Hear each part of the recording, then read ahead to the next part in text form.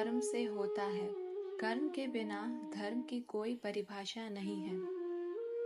हमारी आस्था की परीक्षा तब होती है जब हम जो चाहे वो हमें ना मिले और फिर भी हमारे दिल से प्रभु के लिए शुक्रिया ही निकले। लोग अक्सर सच कहने से बचते हैं या डरते हैं, पर सत्य कभी छुप नहीं सकता। अहंकार से इंसान की प्रतिष्ठा, वेश, वैभव तीनों ही समाप्त हो जाते हैं। आत्मा अमर है, इसलिए मरने की चिंता कभी मत करो। आत्मा का अंतिम लक्ष्य परमात्मा से मिलन होता है। सत्य कभी भी नष्ट नहीं हो सकता। मौन सबसे अच्छा उत्तर है ऐसे व्यक्ति के लिए जो आपके शब्दों को महत्व ही नहीं देता। नरक जाने के 3 द्वार हैं: काम, क्रोध और लोभ। कर्म करो और फल की चिंता मत करो। समय कभी किसी के लिए नहीं रुकता। व्यक्ति जो भी चाहे वो बन सकता है, यदि वह विश्वास के साथ इच्छाहित वस्तु पर लगातार चिंतन करे। मन की हलचल, होश, साहस और भावनाओं के माध्यम से भगवान की शक्ति सदैव तुम्हारे साथ है। जो बात सच पर आधारित होती है, उसे कहने, करने और मानने में हमें कभी नहीं डरना चाहिए। प्रेम सदा ही माफी मांगना पसंद करता है और अहंकार सदा ही माफी सुनना पसंद करता है। एक बार किसी को माफ करके अच्छा बन जाओ, लेकिन दोबारा उसी इंसान पर कभी भरोसा कर बेवकूफ ना बनो।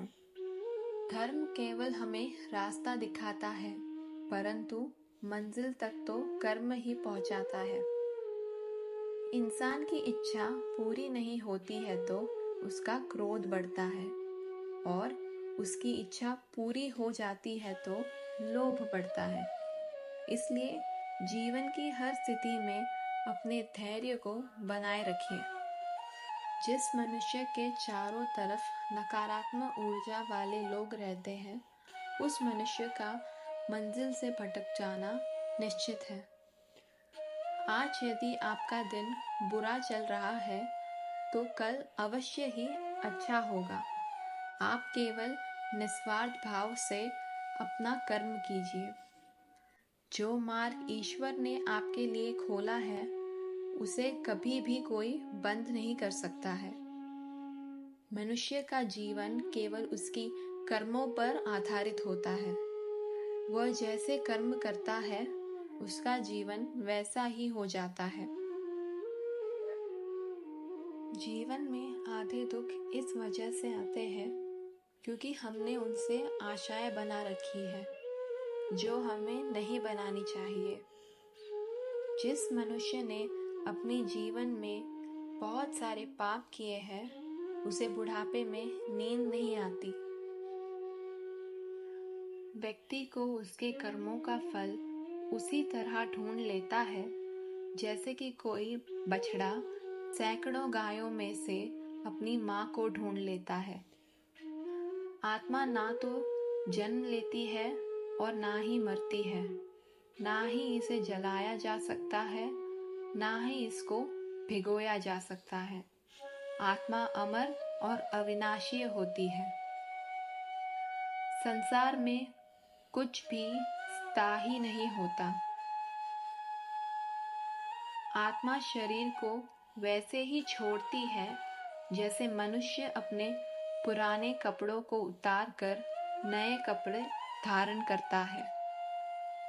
व्यक्ति का सुख दुख, मान अपमान और लोभ हानि का एहसास करना मन की शरारत है। आत्मा का इससे कोई लेना देना नहीं है। जब ये संसार ही स्थायी नहीं है, तब इस संसार की कोई भी वस्तु कैसे स्थायी हो सकती है। मैं इस संसार के सभी जीवों में वास करता हूँ। चींटी में भी हूँ मैं और हाथी में भी मैं ही हूँ। संसार के सारे रिश्ते नश्वर हैं और केवल शरीर से जुड़े हुए हैं।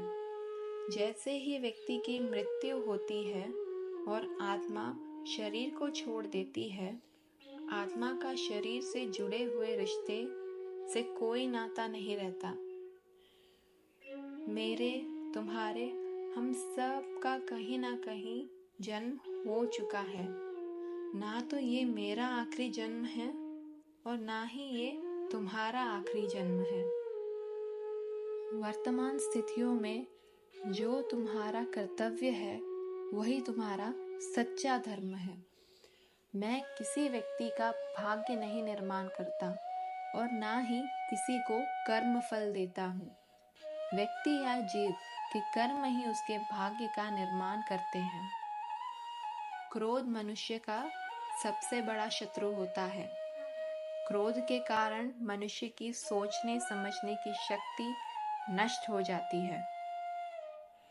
मनुष्य कर्म करने से कभी छुटकारा नहीं पा सकता, इसलिए हमें हमेशा कर्म करते रहने चाहिए। परिवर्तन ही संसार में स्थायी है, इसलिए मनुष्य को परिवर्तन से कभी नहीं घबराना चाहिए। मनुष्य का अपने मन को नियंत्रण रखना किसी घोड़े के नवजात शिशु को नियंत्रण में रखने जितना कठिन है। इंद्रियों के वश में ना होने से मनुष्य के जीवन में केवल विकार और परेशानियां ही आती हैं। मनुष्य के जीवन में सुख दुख का आना जाना सर्दी और गर्मी के आने जाने के समान है, इसलिए हमें इन्हें सहन करना चाहिए।